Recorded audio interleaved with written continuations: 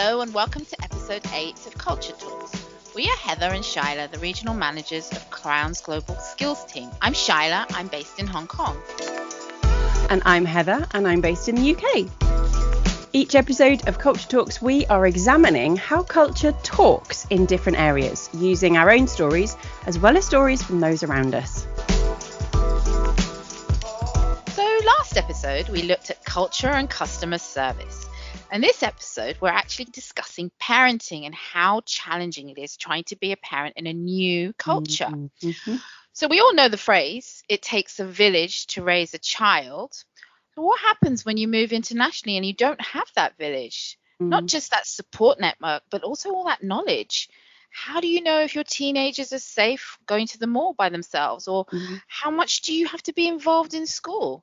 How do you build that knowledge of how culture impacts and talks within parenting? This is a key focus for anyone moving with children. Yeah, totally is. Returning to us today, you'll be delighted to know it's not just us today. We have Lucie Rostova joining us today. So she is our senior regional advisor. Obviously, you will remember her from episode 2.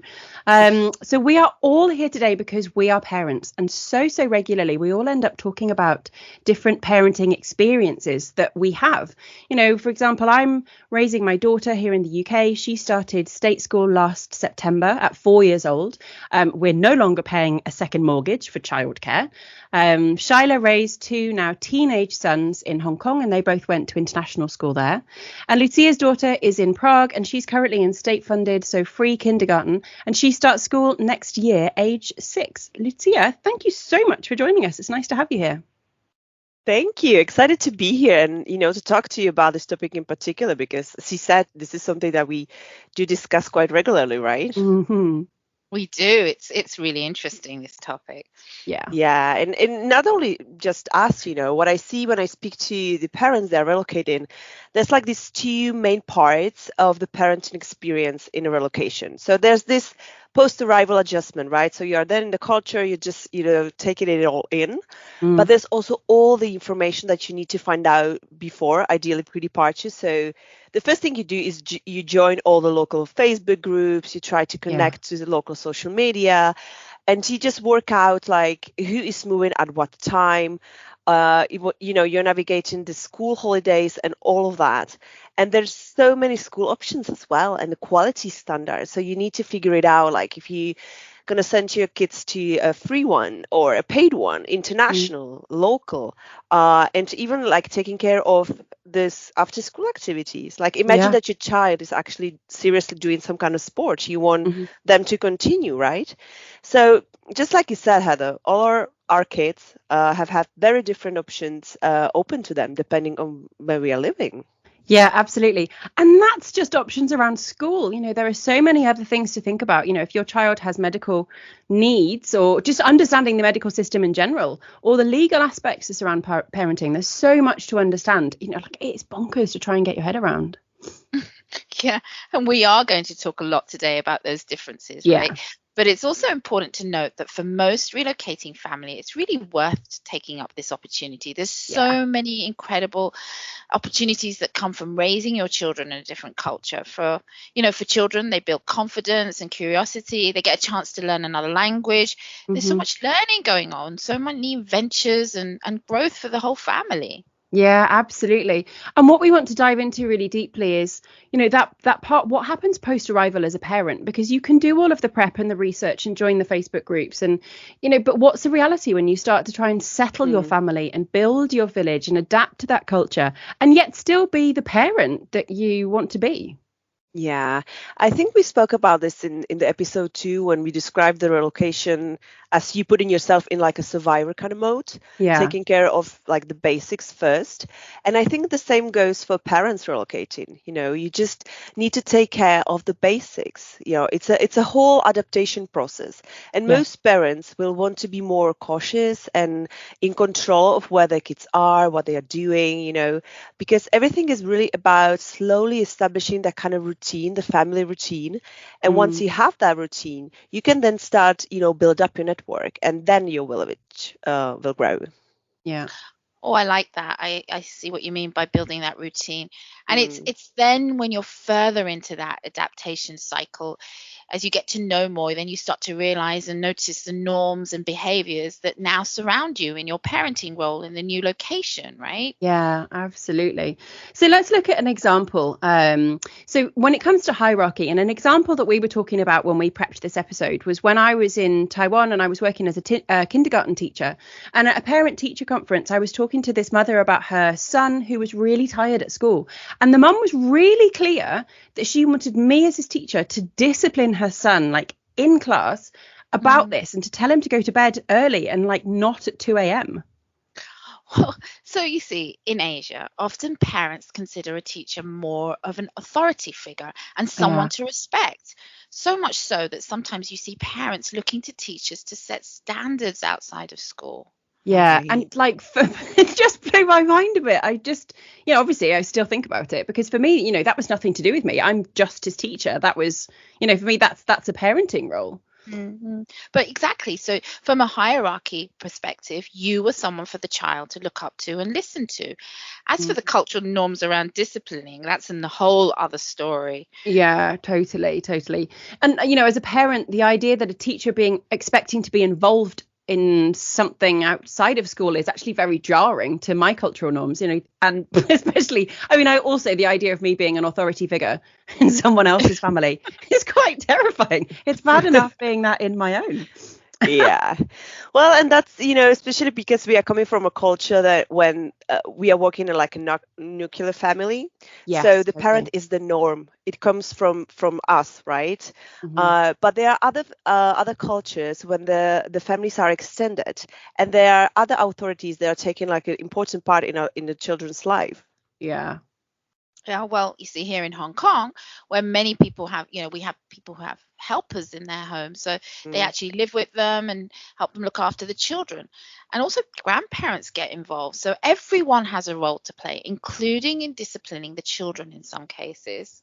Mm. Oh, yeah, that's hard to imagine. And even like imagine being disciplined as a parent, like somebody like I would call like external telling you like this you should do this or your child Yeah. needs to do this. Hmm. No, that would feel very strange. Yeah. Well, and also another thing is imagine that you are in a culture where the norms and parenting style is so different from yours and you Yeah. actually not comfortable with it. How do you navigate that when you don't agree with how everything should be? Yeah. Yeah, I think, yeah, people have such different ideas, right? Yeah. And it's not only the parents. I think it's also the role of the child in the family and in the society. Like, for Mm. example, if we talk about cultures like Spanish culture, like Greek or countries in Latin America, the children play a different part, very important part, and they are part of the culture and social time and everything. They're just running around. If you travel to those countries, they are just running around, staying late. People Hmm. talk to your child, even touch them. Mm. They have, and it's because they like children and they're very part of the culture. If I'm telling you, if somebody comes to speak to my daughter here in Czech Republic in public and just like touches her hair, I would be like, Hmm. alert mode, what's happening? It's Yeah. just so different. Yeah. And it's so interesting to put it into that perspective of like it's the role of the child in society and what are those societal norms that are governing that. Because yeah, you notice that when you go on holiday and versus the UK where often parents are kind of really counting down until 7 o'clock, which is bedtime, so they can, crack open the wine and maybe Right, catch up yeah. on, I don't know, EastEnders or something. Well, going back to that point, having different people involved in raising your children has such a different impact, right? Mm. On the one hand, it's so amazing to know you have that additional support, but it also sometimes changes what you might do or how you might build relationships as a parent. So, for example, if the helper picks up your children from school, when do you meet other parents? I even Mm. remember when I used to take my eldest to a baby class. I was the only parent with all the helpers going into the parent and child classes. Oh wow, that's so because I took my daughter to baby classes. It kind of wasn't really for her. It was for me in order to meet other parents, meet other people, like make friends, build my village. So, oh my God, so those classes, like, there's so many questions, right? Like, is it okay to be friends with the helpers? Would they be comfortable with that? There's so Mhm. much, yeah, there's so much in Mm. that. Yeah, I get this a lot in my calls with our customers discussing intercultural training. It's like one of the topic is like the social connections. Like, how do I make friends? Do I need to? The social aspect is very important to get the information and the knowledge of how things work. And I really believe that from the knowledge, that's when it comes the confidence, and you start to like open up a little bit as a parent. And to be honest, other parents can really provide also like kind of the reassurance. Have you ever been there to like you Oh, need to be 100%. reassured that The you're amount of just messages I've sent asking if I've broken my child. I yeah, needed another parent to tell exactly. me it was okay. So I think parenting is also a shared experience, right? So you need Yeah. like a local people like just to share and to uh, discuss and get the information. So and what happens with like sleepovers, like small things like how Mm, kids celebrate birthdays. So who yeah. do you invite? Yeah. What do you wear? Oh my God, yeah, the the dressing code. I think the audience needs to listen to that story in the episode too. I think Quite so. traumatic for me. Absolutely. So, yeah, there's a lot of culture wrapped up in that social etiquette, that unspoken behaviors of building relationships. In fact, our colleague was telling us about Australia and how important it is if you want to be part of the, community, you need to be really direct and go up to the parents at the school gates and just start up a Mm. conversation. Yeah, the school gates relationship is also, it's very governed by social rules here in the UK as well. It's probably less like direct, small smiles, polite nods, the cultural Mm. British norms around that. But actually then, the school gates is a place where there are, big deviations from that. The parents of other 4-year-olds, when they're all starting school, there's a lot of tears, there's a lot of emotion there, which is not kind of normal behavior. And it's not just the children. I have bawled my eyes out in front of those strangers, which is Aw. not something that I would normally do. But I was surrounded by other parents who'd all gone through it and were going through it, and they kind of made it okay. And that was very I don't know if I would recommend it, but it was very bonding to like build relationships with other people. Oh, well, you know what? I can share that I actually went back to my car and I cried by myself because Oh it's no. just not done to show emotions, right? It's just not done. Oh, Oh, that just breaks my heart. Yeah, there's such strong cultural norms around like the visibility of emotions and what's okay. yeah. Each culture that really just works differently. Yeah. It's just like it's from like how you get your kids to school. Like, for instance, like, Mm. do you take them or do they go by themselves? Mm-hmm. That's another thing. Like, I know from my experience in Czech Republic and from the experience when I'm talking to, our customers like in the Netherlands and Sweden, even in Japan, young children go to school by public bus or train by themselves. You Oh my actually God. see very small children just moving around by themselves. Well, Yeah. that's not my experience in Mexico, for instance. My parents were Mm. driving me everywhere. Even if the school Yeah. was like 5 minutes walk, they Yeah. were just driving me. So Mm. that's safety, right? It's Mm. normal to ask, about Yeah. safety issues, like the what age is safe, and safety of Mm. children, and the cultural expectation of community, and that others will look out for your child is such a Mm. huge part of parenting in a different Mm, culture. Yeah. yeah, totally. Like understanding different attitudes to safety is massive. I Mm. remember, just to give you an example, I remember when I was a teenager in Uruguay, I wanted to go out with my classmates, and I told my mom, okay, so on Friday night we are going dancing. We are leaving at 10 p.m. And I asked them, and I think I'll be back for breakfast. And she was like, what? Are you joking? You're like 15. You're not going out for an entire night. And I was like, but like that's what they do here. Like they go just on Friday, and that's what's happening. So I did cause her a lot of like sleepless nights, but then she got used to it because she like knew she could trust me. It was okay that this is happening, and Mm. she let go a little bit. You need to know before you let go. I would say Yeah. for Right. Oh my parenting, yeah. God. Yeah, be awful. Sure.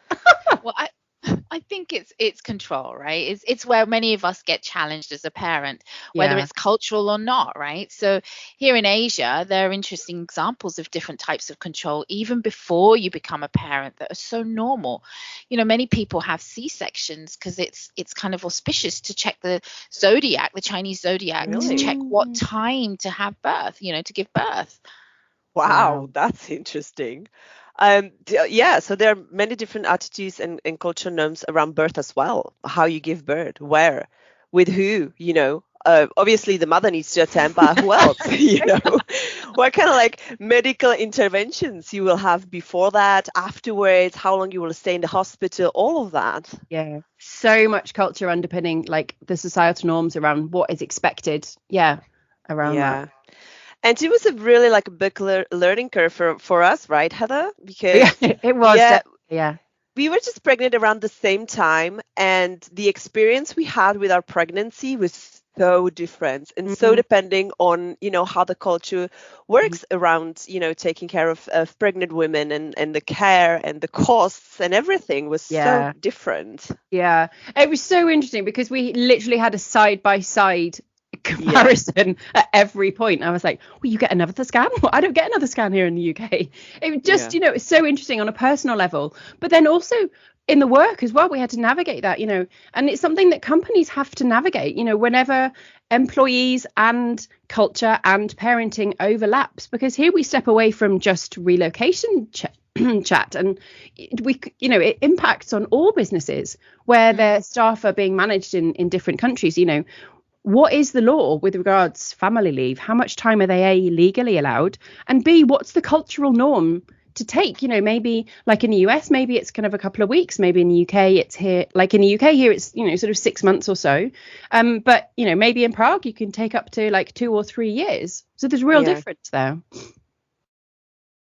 Yeah, absolutely. And there are other aspects of how work and parenting have a cultural learning to be established. In episode 5, Alyssa gave that really great example, if you remember, on a parent wanting to leave the office at 5 o'clock to be home with their kids. Yeah. Is that culturally acceptable? Is that something that you can choose to do? Or can you take flexi time to go and watch your child in a swimming gala? Or does everything have to happen at the weekend or with annual leave? Yeah. This is another topic that I often, discuss with the parents. So basically, most of the times we have one parent that is taking care of the family and adaptation of the kids and so on. And this parent many times just stay home and do not work until much later after relocation. It could be even like 6 months that I have parents who are eligible for partner support services coming to me and say like, okay, I'm ready. Let's think about myself, my career, like what are the options? So we already mentioned like it takes time putting yourself out of the like survival kind of mode to going back to yourself and reconnecting with your life really.